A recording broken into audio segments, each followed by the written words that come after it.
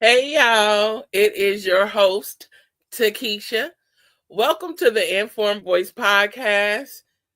I hope that you guys enjoy this live podcast. I hope that you guys have some takeaways that you can take back and maybe implement or use them with your families, or if you are an educator or, you know, a caregiver. To my replay game. Welcome to the Informed Voice Podcast. I hope you guys are having an amazing evening. I am starting right on in. We're not going to wait because things going on in the background that I need to hurry up and attend to. Okay. Anywho, again, welcome to the Informed Voice Podcast. I am your host, Takesha. And tonight we are talking about helping kids regulate emotions. Okay. We know that a lot of kids have a hard time regulating their feelings and emotions.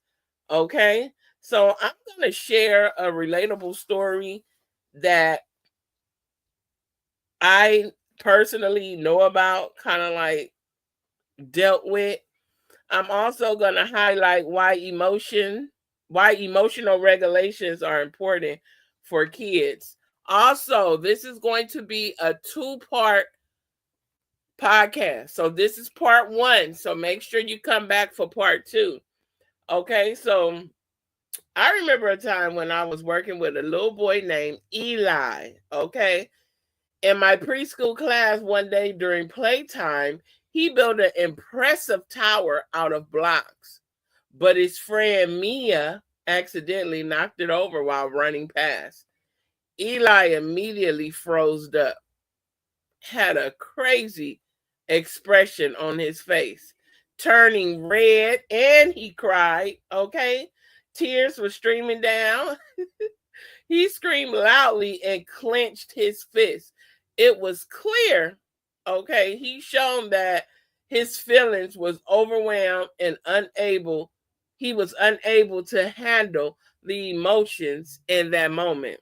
So quickly, I went over to Eli and knelt down to his level because you always have to be eye contact. I acknowledged his feelings first by saying, I see you are really upset that your tower fell down. That must be or have been frustrating. Okay. I gave him a few seconds to process it and then gently guided him through a breathing exercises. I love conscious discipline. Conscious discipline has everything. It might work for some and then it might not work for none. So I told him, let's take 3 deep breaths because it's always 3 deep breaths slowly. Eli eventually calmed his body down after a few minutes. Okay. I encouraged him to express his feelings and we talked about it. How the accident happened, because it was an accident, and how Mia didn't mean to knock over his tower. Okay. So by the end of the day, Eli had not only calmed, but had learned a valuable lesson. It's okay to be upset, but it's also important to know how to manage those feelings, right? Without letting them take over. We also use the opportunity to reinforce. It's always a lot of reinforce, redirecting. Empathy by talking about how Mia might feel if she saw someone get upset because of a mistake she made. That's just like us in our adulthood. Sometimes we have accidents too, like kids. Sometimes we make a mistake, but it wasn't intentional. You know what I'm saying? And sometimes adults will get mad. They will not talk to you for a while. They might talk about you behind your back to the next coworker. Y'all know how I go. I'm gonna keep going. So now I'm gonna highlight why emotional regulation is important for kids. So again, talking about the story, that little story with Eli and Mia, it highlights why emotional regulation is so important in young children.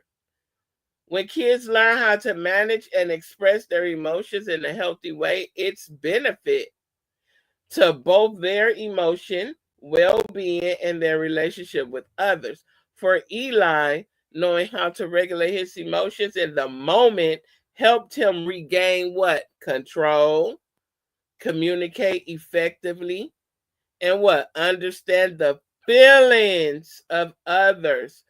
So emotional regulation is not only helping children cope with challenging situations, but it also what? Teaches them to be what? Resilient and empathetic. Okay? Skills that they will what? Carry with them throughout life, y'all. That is so important. So segment number 1 is understanding emotional regulations. Okay?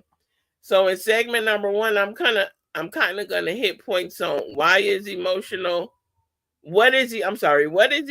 regulation? Why do young children struggle with it? In parentheses, meaning brain development and impulse control.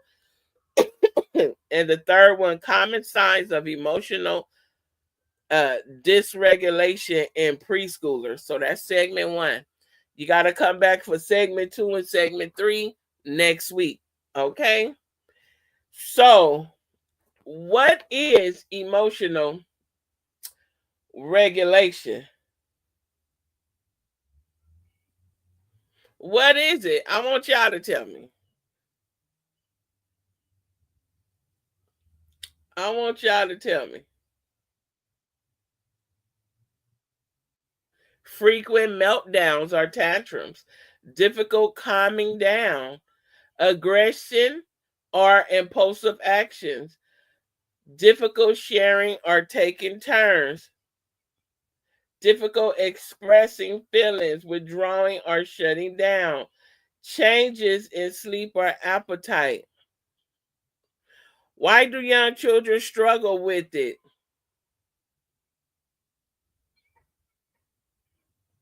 Why?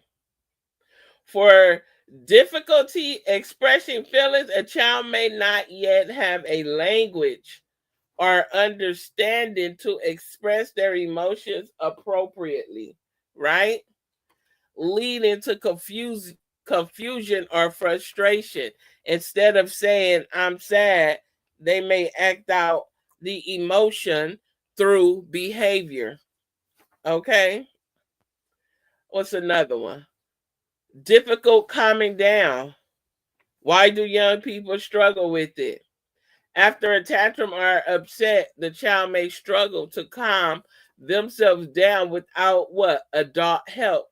They may need, or they might need comfort or guidance to return to a regulated state. Okay? Withdrawing or shutting down. On the other side, some children may withdraw or shut down when they feel what? Overwhelmed. Okay, it's too much going on at one time. They may refuse to engage with others. They may hide or become very quiet. Difficult sharing or taking turns. Why do young children struggle with it? Emotional dysregulation can make it hard for children to manage frustration when they don't get their way. They may also struggle to wait their turn or share toys, leading to conflicts with peers. Aggression and impulsive action. The child may lash out physically, meaning what? Hitting, pushing, when they are angry or upset. They might even also act impulsively without considering how their actions affects others. Like what? Grabbing a toy from another child or interrupting others, or maybe even interrupting the teacher when you're trying to have circle time or trying to have an activity or some type of academic work at the table. Frequent meltdowns or tantrums. The child may become easily overwhelmed by what? Small frustrations, leading to emotional outbursts like crying, screaming, or kicking. These outbursts often seem what? Disproportionate to the situation. Okay, and the last one is changes in sleep or appetite. Sometimes that might be happening. It might be changing in sleep. It might be a change in the appetite. It might even be a change in the environment, in the home, for kids to be having these meltdowns, tantrums, all this frustration, and then they're acting out at school. So, emotional dysregulation can also show up in a physical symptom, such as trouble sleeping, eating, or even complaints of stomach aches or headache, which may be what related to emotional stress, because we don't know what's going on in the household. We don't. We do not know what's going on in most of our children's household. Okay, so I'm gonna give you a little tip on. Sorry, y'all. I feel like I'm a little congested. Why it's important to address this early. Okay, don't let this problem be just going, and an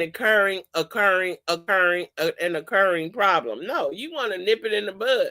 Once you see it, maybe 3 times out the week, maybe you want to do some redirection, some strategies. But if you see it persisting the next week and the following week, 3 strikes you out. Now you want to nip it in the bud. So why is this important to address early? In my opinion, and this is my last part, and I'm done, you guys. Teaching preschoolers is a challenge. Emotional regulation not only helps with their immediate emotional needs, but it also sets them up for better mental health and social success in the future. Okay? When children learn how to regulate their emotions, they develop what? Stronger relationship with peers, teachers, and probably family, better coping skills, and more resilience to life's challenges. Okay, because we are trying to shape them and mold them at an early age, so when they continue to grow and go through the different stages of life and going through school, they will have those coping skills. Okay, so it's a key skill that affects the academic performance, right? Social interaction and the overall well-being, like I just said, as they grow. All right, y'all. So that was part 1. Come back Monday for part 2. We're going to continue this same topic, but I'm going to have segment 2 and segment 3 for part 2 on Monday. Again, to my replay gang too, thank you for coming over to the Informed Voice Podcast. I am your host, Takesha. And again, tonight's topic was about regulate emotions. Okay? How to help kids regulate their emotions. That was the topic. That's going to be the topic on Monday. And then we're going to have 2 different other segments that we're going to talk about. So I thank y'all for coming over. Y'all already know what to do. Please, please, please, please, please leave me some comments down below. Give me your thoughts. I hope you got some takeaways from it. Let me know down below, y'all. Y'all have an amazing weekend. I love you all. Peace.